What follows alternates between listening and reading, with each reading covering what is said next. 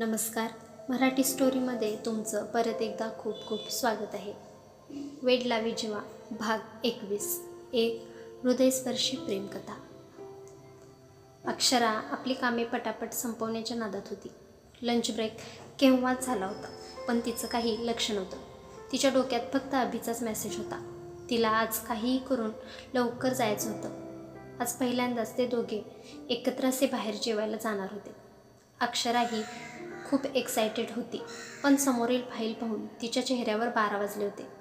सुप्रिया थोडा वेळ वाट पाहून, अगं अक्षरा, चल ना पटकन, लंच ब्रेक होऊन किती वेळ झाला, तुझं काही आज लक्षच नाही. सुप्रिया, तसं काही नाही, तू पुढे हो, मी आलेच. अक्षरा, अगं हो, ही कामे तू नंतरही करू शकतेस ना, पहिला आपण जेवण करून घेऊ म्हणत सुप्रिया आता तिचा हात धरून तिला सरळ उठवते आणि त्या दोघी जेवण करायला निघून जातात. कॅन्टीनमध्ये त्या दोघी जेवतच होत्या की त्यांना पाठीमागच्या टेबलवरून काही मुलींची चर्चा कानावर येते. ती चर्चा पूजा आणि अभिविषयी होती. तुला माहीत आहे का, पूजा मॅडम आहेत ना त्या आणि आपले बॉस, त्या मुलीचे हे शब्द तिच्या कानावर पडताच अक्षरा हातातील घास हातात घेऊन कान टवकारून ऐकू लागते. आता ह्या पुढे काय बोलतात याकडे तिचे लक्ष लागून होतं. सुप्रिया मात्र जेवणात दंग होती, पण अक्षराचा चेहरा बघताच तीही आता मुलींची चर्चा ऐकते. आपल्या बॉसचा आणि पूजा मॅडमांचं काहीतरी चालू आहे म्हणे. सगळ्या ऑफिसवर त्यांचीच चर्चा आहे. पूजा मॅडम दिसायलाही खूप स्मार्ट आहेत आणि सरांचा तर काय विषयच येत नाही. खूपच हँडसम आहेत सर. कोणीही त्यांच्या प्रेमात सहजपणे पडेल असेच आहेत. पण पूजा मॅडम खूपच लकी आहेत, त्यांना आपल्या बॉससारखा पार्टनर मिळाला. अक्षराच्या डोळ्यात मात्र नकळत पाणी जमा होतं. पूजा मॅडम आणि अभि नेहमीच तर सोबत असायचे. पूजा मॅडम एकटाच होत्या अभिच्या फ्लोअरवर आणि दिसायलाही खूप सुंदर होत्या. पण आज मुलींच्या तोंडून ऐकलं त्यामुळे अक्षराला खूपच वाईट वाटत होतं. अक्षरा, तुला काय वाटतं? मलाही असंच काहीतरी वाटतं. सगळेजण ऑफिसमध्ये तसेच म्हणत असतात. खूप लकी आहेत ना पूजा मॅडम, त्यांना आपल्या बॉससारखा पार्टनर मिळाला. सुप्रिया. अक्षरा फक्त मान डोलवते. तिला काही बोलावं तेच समजत नसतं, पण मनात वाईट तर खूप वाटत होतं. आपल्या नवऱ्यासोबत दुसऱ्या मुलीचं नाव जोडलं गेलं याचं तिला दुःख झालं होतं, पण ते दुःख तर सुप्रियाशी शेअर पण करता येत नव्हतं. अशा अनेक असंख्य गोष्टी तिने आतापर्यंत मनातच लपवल्या होत्या. मनातल्या कोपऱ्यात त्या तिला सलत होत्या, पण आजपर्यंत ती मन मोकळं करू शकेल, व्यक्त होऊ शकेल अशी एकही व्यक्ती तिला अजूनही भेटली नव्हती. अक्षरा कसं बसत 2 घास खाऊन घेते आणि सुप्रियाला मला खूप काम आहेत, मी निघते म्हणून पटकन निघून आपल्या टेबलवर जाते. तिच्या मनात एकच वादळ उठलं होतं, अभि आणि पूजाविषयी. खरंच त्या दोघांचं काही असेल का?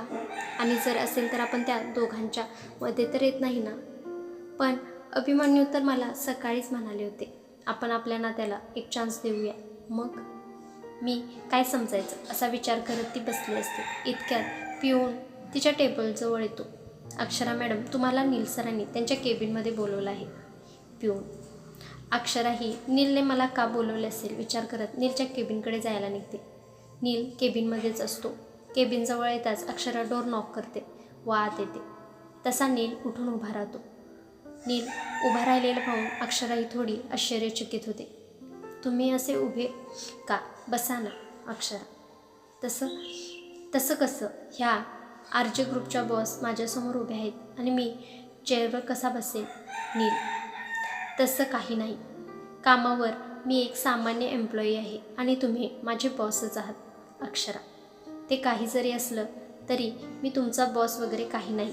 मला तुम्ही नील म्हणू शकता. मी तुमच्या लहान भावाप्रमाणेच आहे आणि तुम्ही इतरांसाठी जरी एम्प्लॉई असला तरी माझ्यासाठी तुम्ही बॉसच आहात. नील. आता दोघेही बसून घेतात. बरं, काय काम होतं? मला असं का केबिनमध्ये बोलवलं?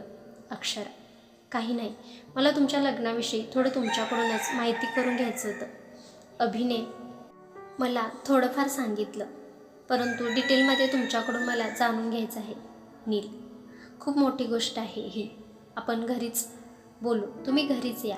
अक्षरा: चालेल, मी घरीच येईन. आणखीन एक गोष्ट मला तुम्हाला विचारायची होती. मी असं ऐकलं आहे की तुम्ही कॉलेजमध्ये MBAमधून टॉप केला आहे, पण तुम्ही थोडाफार आपल्या फायनान्स डिपार्टमेंटचं मनावर घेतलं पाहिजे. नील: म्हणजे मला काही समजलं नाही. अक्षरा: मला फायनान्स डिपार्टमेंटमध्ये थोडा घोळ वाटत आहे आणि मी आता माझ्या पद्धतीने सर्व डिटेल्स चेकही करत आहे. पण मला दर्शकडून असं समजलं की तुम्ही MBAमधून टॉप केलं आहे, तर मलाही तुमची नक्कीच मदत होईल. फायनान्स डिपार्टमेंटमध्ये तुम्ही लक्ष द्या, त्यामुळे काय गोंधळ झाला आहे हे आपल्या लक्षात येईल. मी सर्व डिटेल्स तुम्हाला शेअर करेन, पण यातील एकही गोष्ट बाहेर कोणालाही कळता कामा नये. अभिलाही नाही. योग्य वेळ आल्यावर मीच त्याच्या कानावर घालेन. नील: पण दिया मॅम, त्यांना जर समजलं किंवा पूजा त्यांना समजलं तर त्या. अक्षराचा पडलेला चेहरा पाहून नील: त्या दोघी तुम्हाला काही बोलत तर नाहीत ना? तुमचा चेहरा एकदम असा का पडला? नील अगदी काळजीपूर्वक अक्षराला विचारत होता. अक्षराला मागील सर्व घटना एक एक करून आठवू लागतात. पूजा, दिया अक्षराशी कशा रिॲक्ट होतात, पण अक्षरा समजूतदार होती. तिने नीलला काही सांगितलं नाही किंवा समजूनही दिलं नाही. तसं काही नाही, पण त्यांना मी फायनान्सच्या सर्व डिटेल्स किंवा काय वेगळं काम करते हे कुठून तर समजलं तर.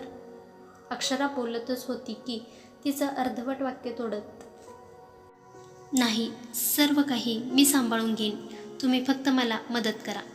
मला आता तुमच्या मदतीची खूप गरज आहे आणि अभिलाही बरं वाटेल जर तुम्ही मला ह्यात मदत केली तर.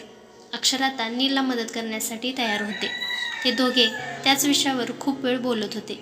तो सर्व काही अक्षराला समजावून सांगतो व डिटेल्स शेअर करतो, पण ह्यामध्ये अक्षराचा खूप वेळ जातो.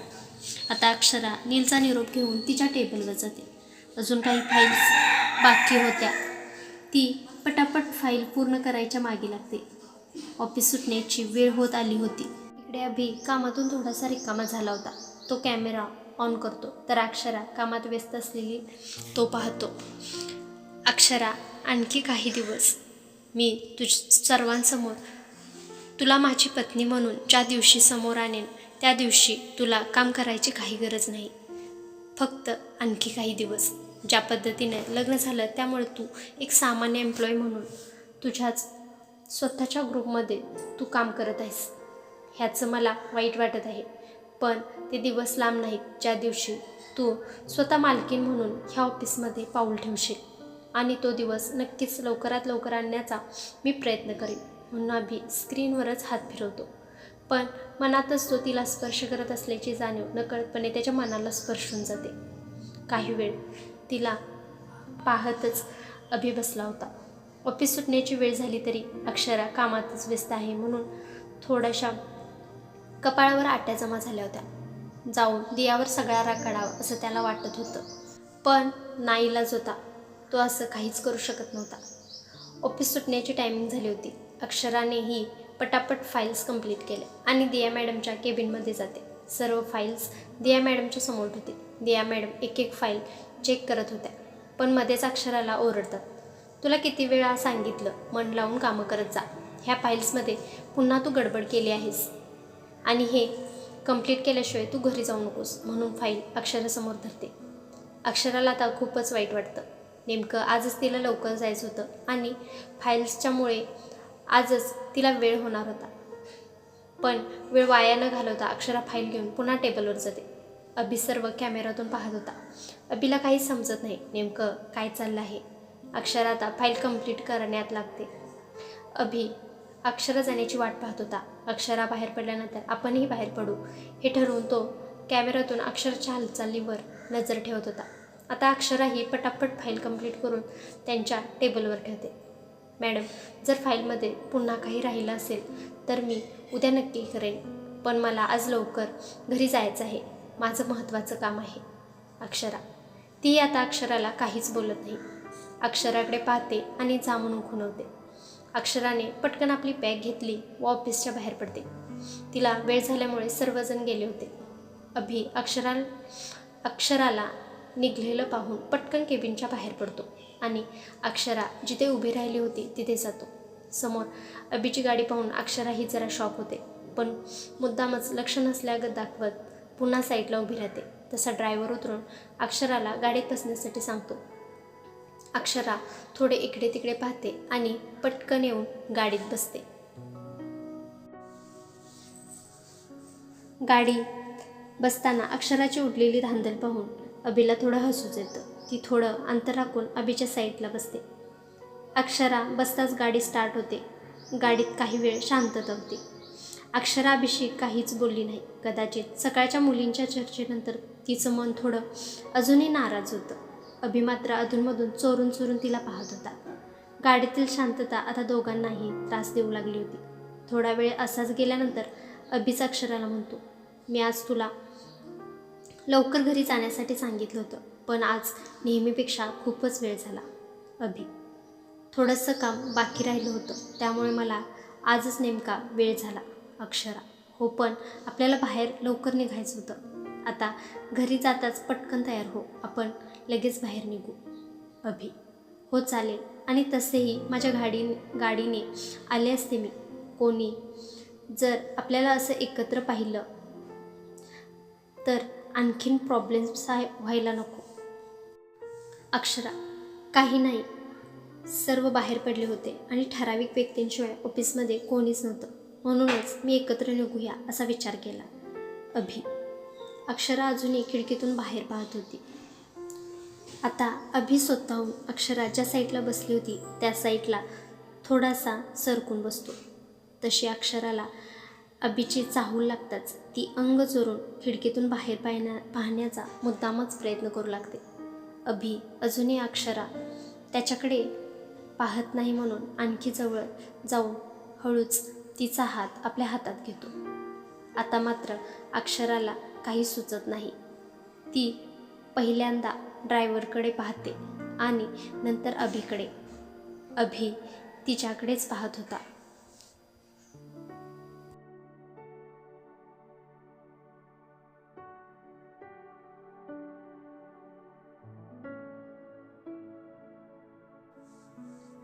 वेड लावे जेव्हा भाग 21 तुम्हाला कसा वाटला मला नक्की कमेंट करून सांगा. त्याचबरोबर मराठी स्टोरी या यूट्यूब चॅनेलला तुम्ही अजूनही सबस्क्राईब केलं नसेल तर सबस्क्राईब करायला विसरू नका. समोरील बेल आयकॉनलाही प्रेस करायला विसरू नका. ज्या ज्या वेळेस मी व्हिडिओ टाकेन त्याची नोटिफिकेशन तुम्हाला त्यामार्फत मिळत राहील. पुन्हा भेटू वेड लावे जेव्हा भाग 22 मध्ये. तोपर्यंत धन्यवाद.